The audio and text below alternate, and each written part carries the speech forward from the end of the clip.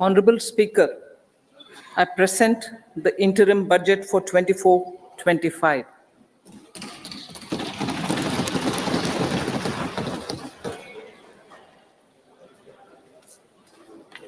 The Indian economy has witnessed profound positive transformation in the last 10 years. The people of India are looking ahead to the future with hope and optimism. With the blessings of the people, when our government, under the visionary and dynamic leadership of Honorable Prime Minister Shri Narendra Modi, assumed office in 2014, the country was facing enormous challenges. With Sabka Saath, Sabka Vikas as its mantra, the government overcame those challenges in right earnest. Structural reforms were undertaken. Pro-people programs were formulated and implemented promptly. Conditions were created for more opportunities for employment and entrepreneurship. The economy got a new vigor. The fruits of development started reaching the people at scale. The country got a new sense of purpose and hope. Naturally, the people blessed the government with a bigger mandate. In the second term, our government, under the leadership of Honorable Prime Minister, doubled down on its responsibilities to build a prosperous country with comprehensive development of all people and all regions. Our government strengthened its mantra to Sabka Saath, Sabka Vikas, and Sabka Vishwas.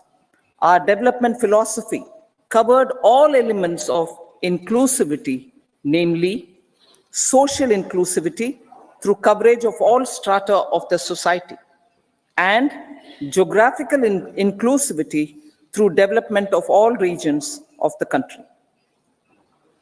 With the whole of nation approach of Sabka Prayas, the country overcame the challenges of once in a century pandemic, took long strides towards Atmanirbhar Bharat, committed to Panch Pran, and laid solid foundations for the Amrit Kal. As a result, our young country has high aspirations, pride in its present, and hope and confidence for a bright future. We expect that our government, based on its stupendous work, will be blessed again by the people with a resounding mandate. Inclusive development and growth. Our humane and inclusive approach to development is a marked and deliberate departure from the earlier approach of provisioning up to village level. Development programs were thus provisioned. In the last 10 years, however, have targeted each and every household and individual through housing for all, Har Ghar Jal, electricity for all, cooking gas for all, bank accounts and financial services for all in record time. The worries about food have been eliminated through free ration for 80 crore people. Minimum support prices for the produce of Annadata are periodically increased appropriately. These and the provision of basic necessities have enhanced real income in the rural areas. Their economic needs could be addressed, thus spurring growth and generating jobs. Social justice.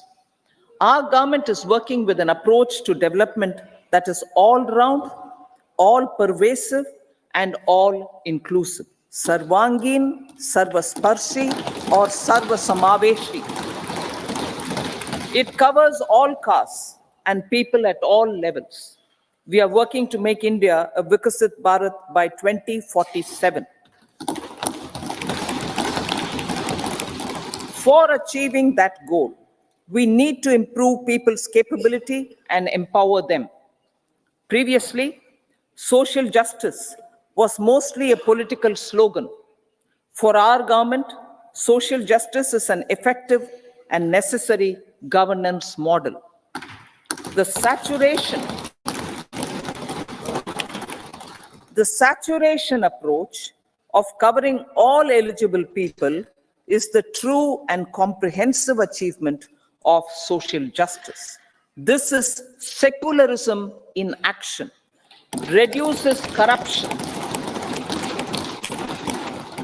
and prevents nepotism, prevents Bhai Bhatijawad.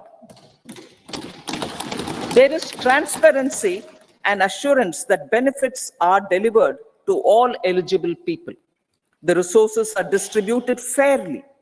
All, regardless of their social standing, get access to opportunities. We are addressing systemic inequalities that had plagued our society. We focus on outcomes and not on outlays so that the social economic transformation is achieved. As our Prime Minister firmly believes, we need to focus on 4 major castes. They are Garib, Mahilayein, Yuva, and Annadata. Their needs, their aspirations, and their welfare are our highest priority. The country progresses when they progress. All 4 require and receive government support in their quest to better their lives. Their empowerment and well-being will drive the country forward. Garib Kalyan, Desh Ka Kalyan. We believe in empowering the poor. The earlier approach of tackling poverty through entitlements had resulted in very modest outcomes. When the poor became empowered partners in the development process, government's power to assist them also increases manifold. With the pursuit of Sabka Saath, in these 10 years, the government has assisted 25 crore people to get freedom from multi-dimensional poverty. Our government's efforts are now getting synergized with energy and passion of such empowered people. This is truly elevating them from poverty. Direct benefit transfer of 34 lakh crore rupees from the government using PM Jan Dhan accounts has led to savings of 2.7 lakh crores of rupees for the government. This savings has been realized through avoidance of leakages prevalent earlier. The savings have helped in providing more funds for Garib Kalyan. PM Swanidhi has provided credit assistance to 78 lakh street vendors. From that total of 78 lakh street vendors, 2.3 lakh have received credit for the 3rd time. PM Janman Yojana reaches out to the particularly vulnerable tribal groups who have remained outside the realm of development so far. PM Vishwakarma Yojana provides end-to-end support to artisans and craftspeople engaged in 18 trades. The schemes for empowerment of Divyangs and transgender persons reflect firm resolve of our government to leave no one behind. Welfare of Annadata. Farmers are our Annadata. Every year under PM Kisan Samman Yojana, direct financial assistance is provided to 11.8 crore farmers, including marginal and small farmers. Crop insurance is given to 4 crore farmers under PM Fasal Bima Yojana. These, besides several other programs, are assisting Annadata in producing food for the country and for the world. Electronic National Agricultural Market has integrated 1,361 mandis and is providing services to 1.8 crore farmers with trading volume of 3 lakh crores of rupees. The sector is poised for inclusive, balanced, higher growth, and productivity. These are facilitated from farmer-centric policies, income support, coverage of risks through price and insurance support, promotion of technologies and innovations through startups.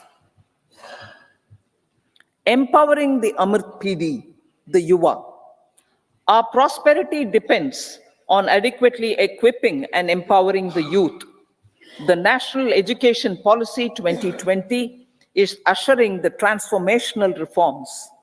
PM Schools for Rising India, PM Shri, are delivering quality teaching and nurturing holistic and well-rounded individuals. The Skill India mission has trained 1.4 crore youth, upskilled and reskilled 54 lakh youth, and established 3,000 new ITIs. A large number of institutions of higher learning, namely 7 IITs, 16 triple ITs, 7 IIMs, 15 AIMS, and 390 universities have been set up. PM Mudra Yojana has sanctioned 43 crore loans aggregating to 22.5 lakh crores of rupees for entrepreneurial aspirations of our youth. Besides that, Fund of Funds, Startup India, and Startup Credit Guarantee schemes are assisting our youth. They are also becoming Rozgar Data. The country is proud of our youth scaling new heights in sports. The highest ever medal tally in Asian Games and Asian Para Games in 2023 reflects a high confidence level.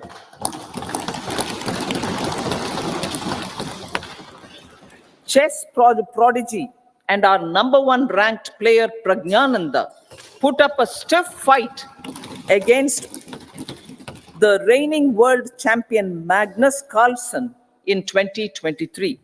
Today, India has over 80 chess grandmasters compared to little over 20 in 2010. Momentum for Nari Shakti. The empowerment of women through entrepreneurship, ease of living, and dignity for them has gained momentum in these 10 years. 30 crore Mudra Yojana loans have been given to women entrepreneurs. Female enrollment in higher education has gone up by 28% in 10 years. In STEM courses, girls and women constitute 43% of enrollment, one of the highest in the world. All these measures are getting reflected in the increasing participation of women in workforce. Making triple talaq illegal, reservation of 1/3 seats for women in the Lok Sabha and state assemblies, and giving over 70% houses under PM Awas Yojana in rural areas to women, and giving over 70% houses under PM Awas Yojana in rural areas to women as sole or joint owners have enhanced their dignity. Exemplary track record of governance, development, and performance. Besides delivering on high growth in terms of gross domestic product, the government is equally focused on a more comprehensive GDP, that is, governance, development, and performance. Our government has provided transparent, accountable, people-centric, and prompt, trust-based administration with citizen first and minimum government, maximum governance approach. The impact of all-round development is discernible in all sectors. There is macroeconomic stability, including in the external sector. Investments are robust. The economy is doing well.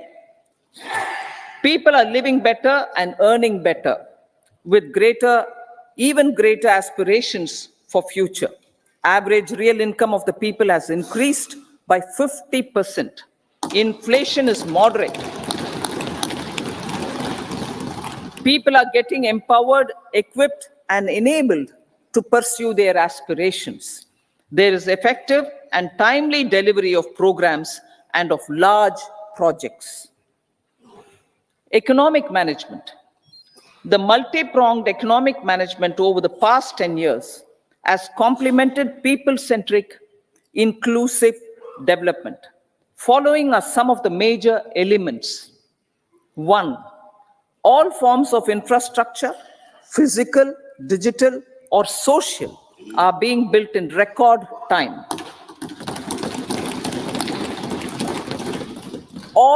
Number 2, all parts of the country are becoming active participants in economic growth.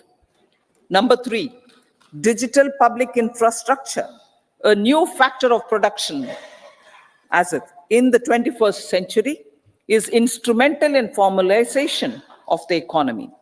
Number 4, goods and services tax has enabled one nation, one market, one tax. Tax reforms have led to deepening and widening of tax base. Number 5, strengthening of the financial sector has helped in making savings, credit, and investments more efficient.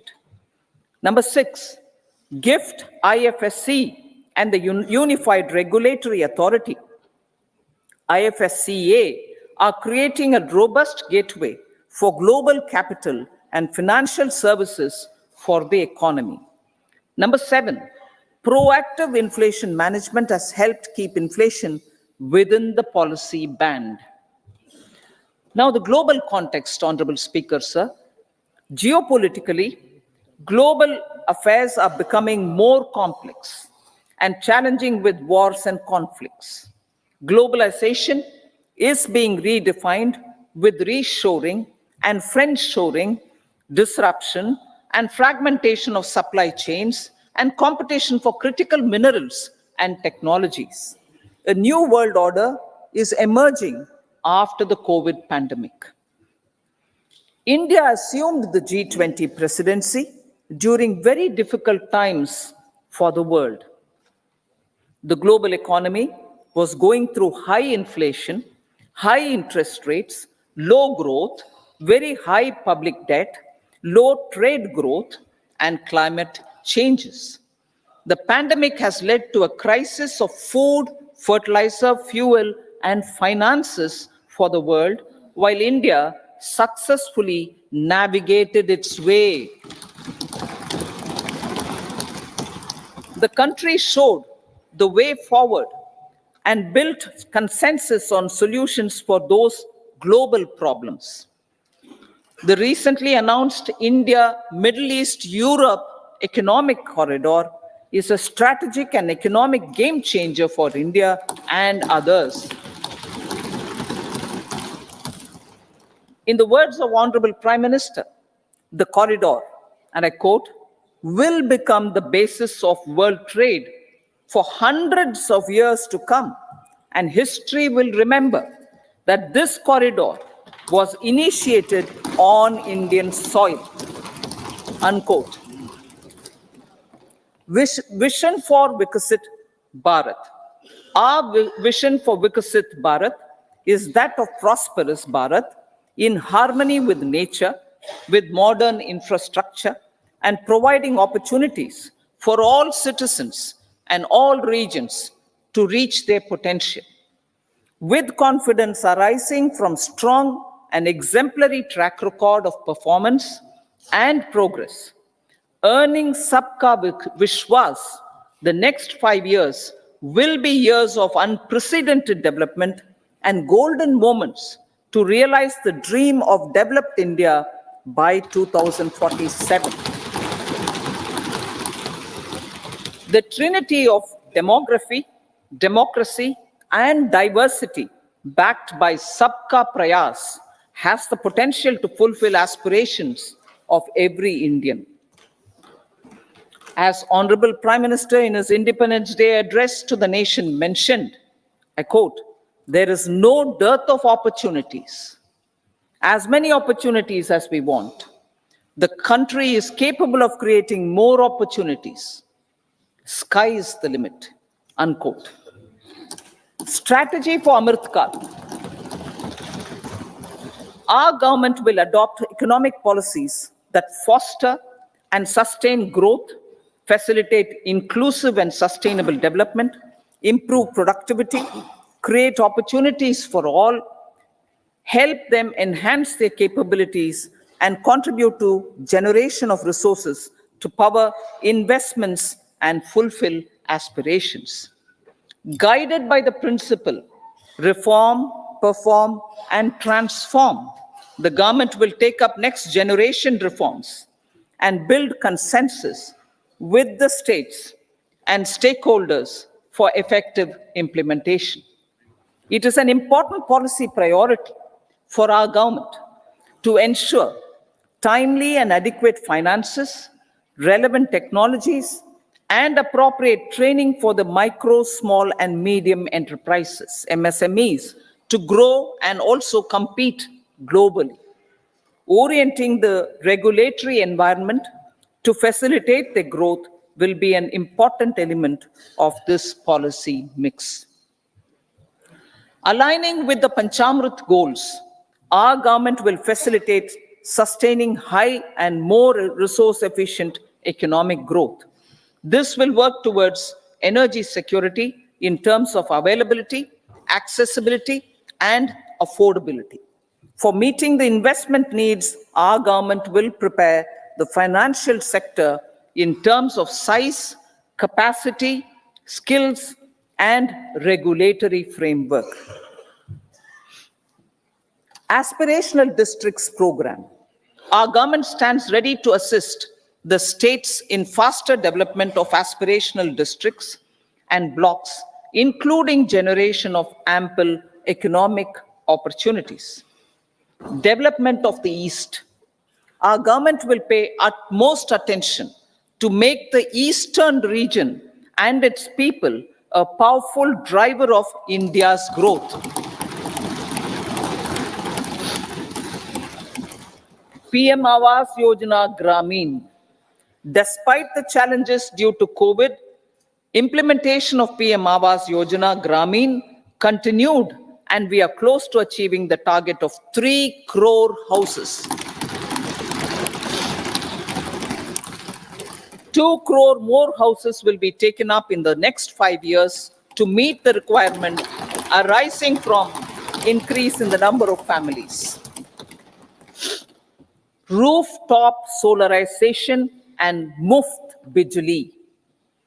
Through rooftop solarization, 1 crore households will be enabled to obtain up to 300 units free electricity every month. This scheme follows the resolve of Honorable Prime Minister on the historic day of consecration of Sri Ram Mandir in Ayodhya. Following benefits are expected.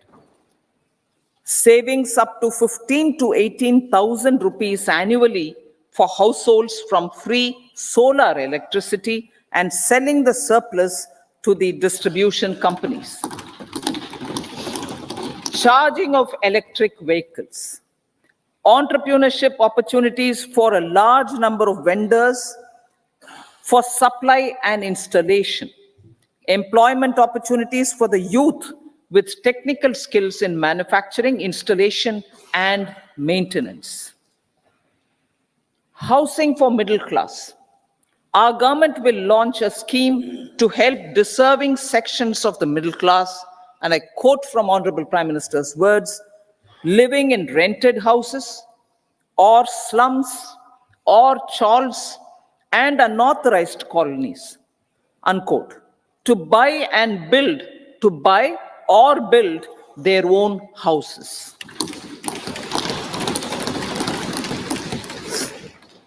Medical colleges.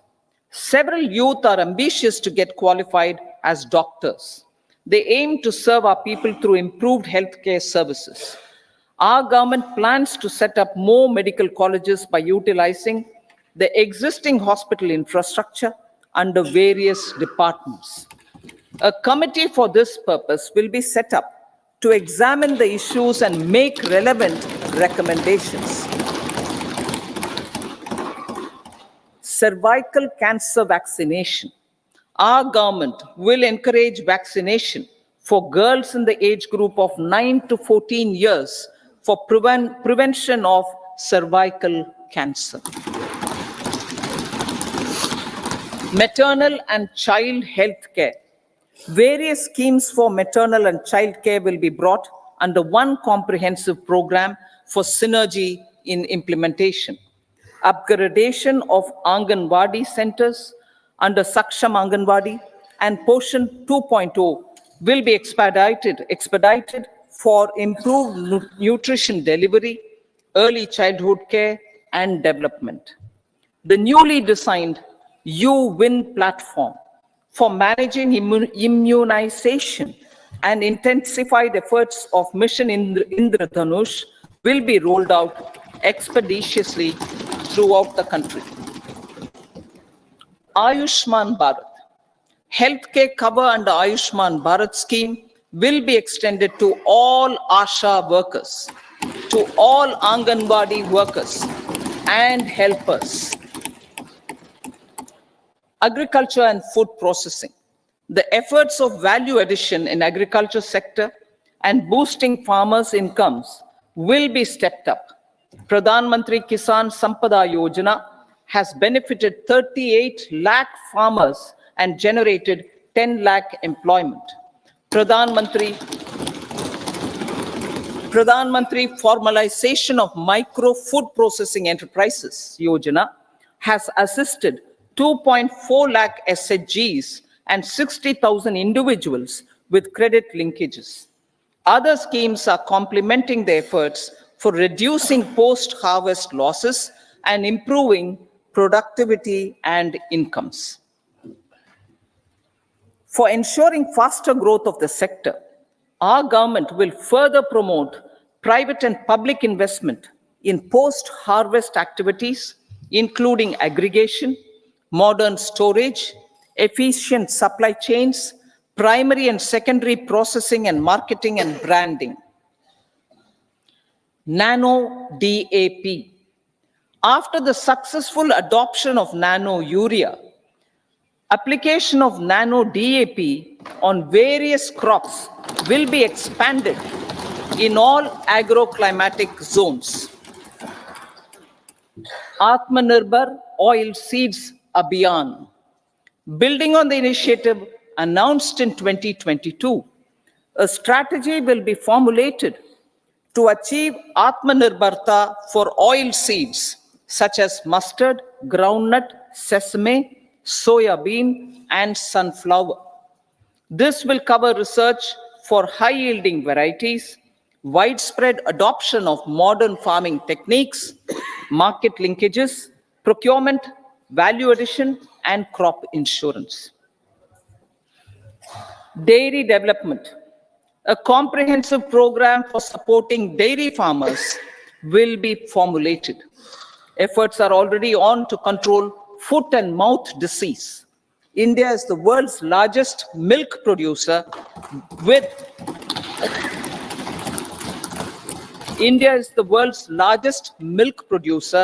but with low productivity of milch animals. The program will be built on the success of existing schemes such as Rashtriya Gokul Mission, National Livestock Mission, and infrastructure development funds for dairy processing and animal husbandry. Matsya Sampada. It was our government which set up a separate department for fisheries, realizing the importance of assisting fishermen. This has resulted in doubling of both inland and aquaculture production. Seafood exports since 2013-14 has also doubled. Implementation of Pradhan Mantri Matsya Sampada Yojana will be stepped up to 1. Enhance aquaculture productivity from existing 3 to 5 tons per hectare. 2. Double exports to 1 lakh crore rupees. And 3. Generate 55 lakh employment opportunities in the near future. 5 integrated aqua parks will also be set up. Lakpati Didi.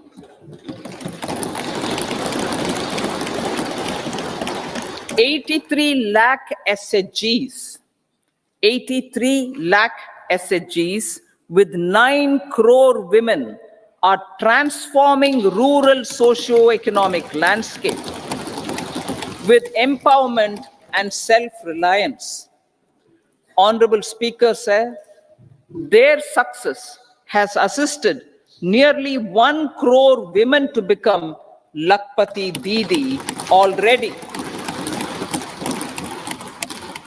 They are an inspiration to others.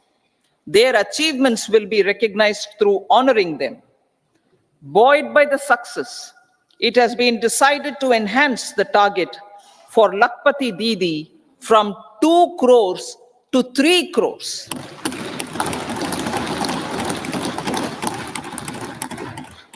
Technological changes, new age technologies, and data are changing the lives of people and businesses. They are also enabling new economic opportunities and facilitating provision of high-quality services at affordable prices for all, including those at the bottom of the pyramid. Opportunities for India at the global level are expanding. India is showing solutions through innovation and entrepreneurship of its people. Research and innovation for catalyzing growth, employment, and development. Prime Minister Lal Bahadur Shastri gave the slogan of Jai Jawan, Jai Kisan. Prime Minister Vajpayee, Atal Bihari Vajpayee ji, made that Jai Jawan, Jai Kisan, Jai Vigyan. Prime Minister Modi has furthered that to Jai Jawan, Jai Kisan, Jai Vigyan, and Jai Anusandhan, as innovation is the foundation of development. For our tech-savvy youth, this will be a golden era. A corpus of 1 lakh crore rupees will be established with 50-year interest-free loan provided. The corpus will provide long-term financing or refinancing with long tenors and low and or nil. I repeat that sentence. The corpus will provide long-term financing or refinancing with long tenors and low or nil interest rates. This will encourage the private sector to scale up research and innovation significantly in sunrise domains. We need to have programs that combine the powers of our youth and technology.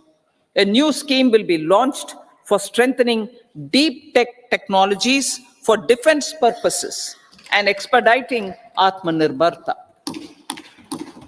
Infrastructure development.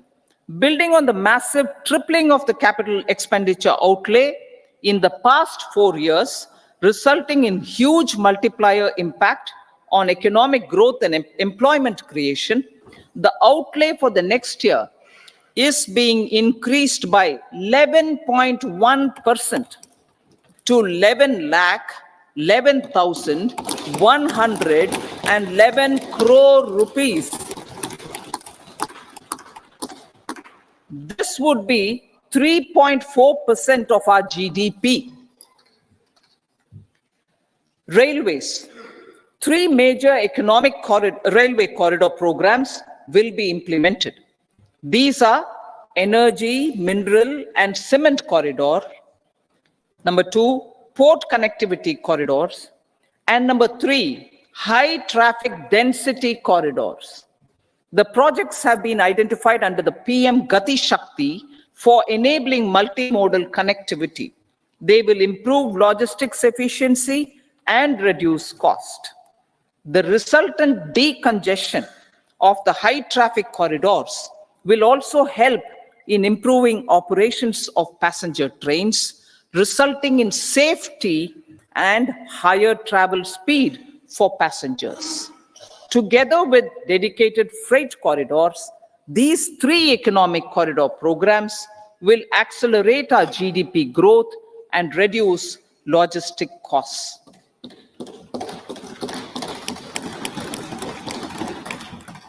40,000 normal rail bogies will be converted to Vande Bharat standards to enhance safety, convenience, and comfort of passengers. Aviation sector. The aviation sector has been galvanized in the past 10 years. Number of airports have doubled to 149.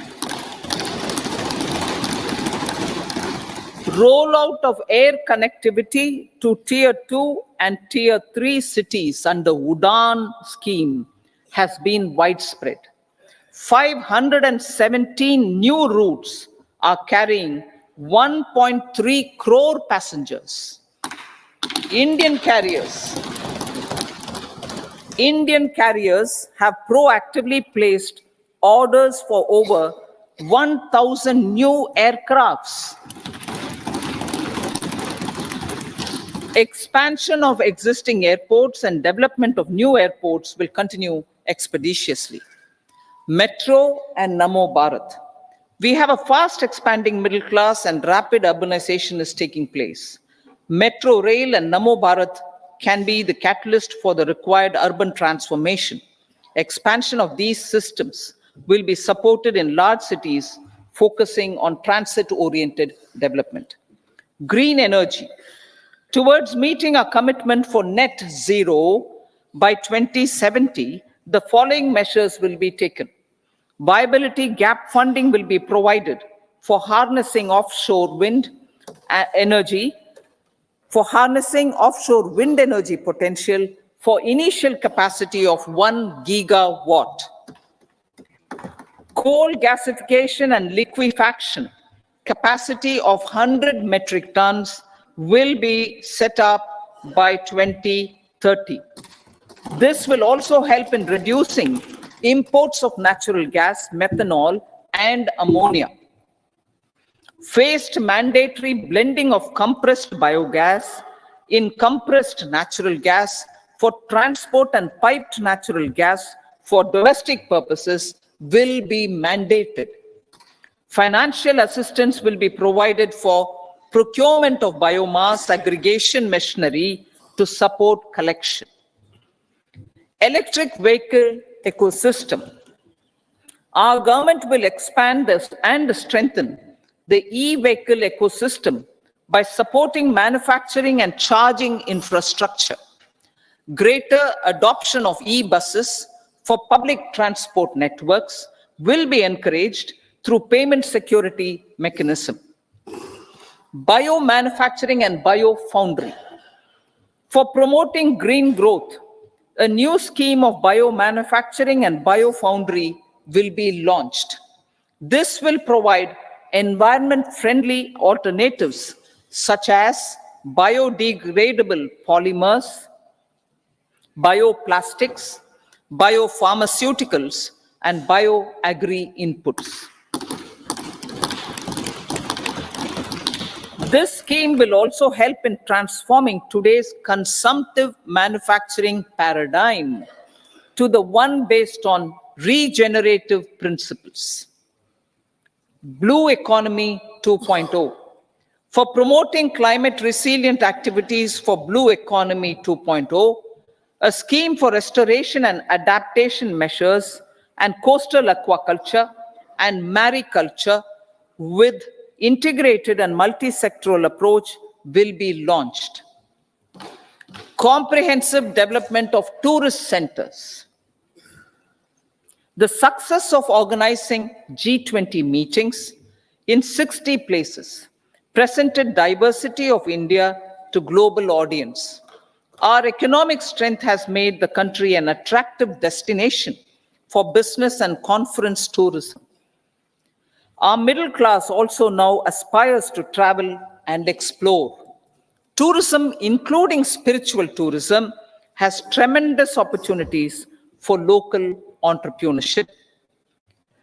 States will be encouraged to take up comprehensive development of iconic tourist centers, branding and marketing them at global scale. A framework for rating of the centers based on quality of facilities and services will be established. Long-term interest-free loans will be provided to states for financing such development on matching basis. To address the emerging fervor for domestic tourism, Honorable Speaker, sir, projects for port connectivity, tourism infrastructure, and amenities will be taken up on our islands, including Lakshadweep. This will help in generating employment also. Promoting investments. The FDI inflow during 2014 to 23 was $596 billion, marking a golden era. That is twice the inflow during